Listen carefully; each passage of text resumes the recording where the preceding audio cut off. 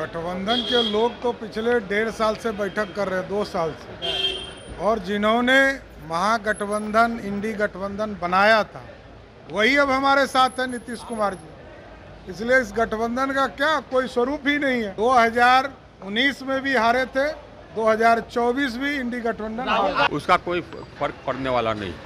जनता समझदार है, जनता नरेंद्र मोदी के लिए वोट करे, इसीलिए उपेंद्र कुशवाहा ही जीते। मतदान का प्रतिशत कम हुआ है, उतना कम होना नहीं चाहिए। लोगों को चाहिए कि आकर के वोट करें, लेकिन जितने भी अब ये पुराना जो आरजेडी का समय था चला गया, बल्कि 19 में ही चला गया। वो देखे ना कि एक भी सीट नहीं आया। इंडिया अलायंस का आज रांची में रैली होने जा रहा है। अब इसको लेकर के पूरे देश में सियासत शुरू हो गई है। एक तरफ जब सवाल किया जाता है बिहार के डिप्टी सीएम सम्राट चौधरी से, तो उन्होंने कहा है कि देखिए जो इंडिया अलायंस बनाए थे वही अब हमारे साथ है।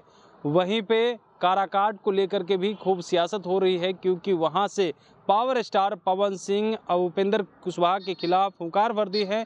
इसको लेकर के जब सवाल किया जाता है आरके सिंह से, उन्होंने कहा है इसका कोई मतलब नहीं है, जीतेंगे तो एनडीए गठबंधन वाले ही। क्या कुछ कह रहे हैं सम्राट चौधरी और आरके सिंह, सबसे पहले वो सुने।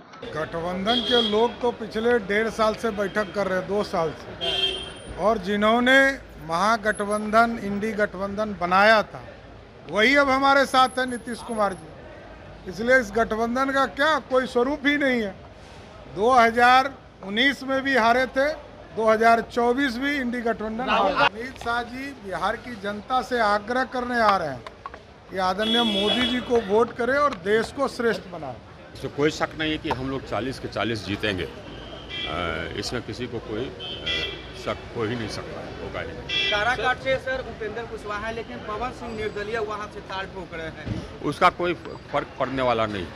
जनता समझदार है, जनता नरेंद्र मोदी के लिए वोट करे, इसीलिए उपेंद्र कुशवाहा ही जीते। राजद तो कह रही है कि चारों सीट पर हम लोग जीतेंगे।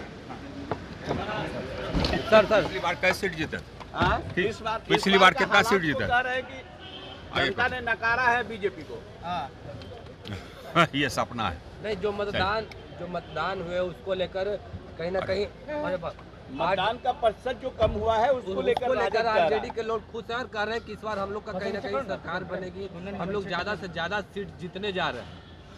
मतदान का प्रतिशत कम हुआ है, उतना कम होना नहीं चाहिए। लोगों को चाहिए कि आकर के वोट करें, लेकिन जितने भी अब ये पुराना जो आरजेडी का समय था चला गया, बल्कि 19 में ही चला गया। वो देखे ना कि एक भी सीट नहीं आया, और यही इस बार भी वैसे ही होगा। अब लोग आरजेडी को वोट नहीं करते, लोग वोट करते हैं कि प्रधानमंत्री कौन होगा, आप प्रधानमंत्री किसके लिए वोट करेंगे, और जनता चाहती है कि नरेंद्र मोदी ही प्रधानमंत्री बने। धन्यवाद। तो आपने सुना क्या कुछ कहना था उनका। साफ तौर पे कहते हुए नजर आ रहा है कि पवन सिंह खड़ा हो या कोई और खड़ा हो, कोई फर्क नहीं पड़ेगा।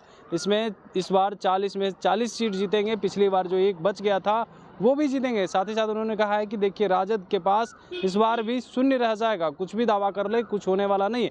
लेकिन सम्राट चौधरी भी ये कहते हुए नजर आ रहा है कि इंडिया अलायंस की रैली होने वाला है। अब वो इंडिया गठबंधन बचे कहा है, जो इंडिया गठबंधन बनाए थे वही अब हमारे साथ हो गए हैं, तो अब इन लोगों का कुछ होना जाना नहीं है।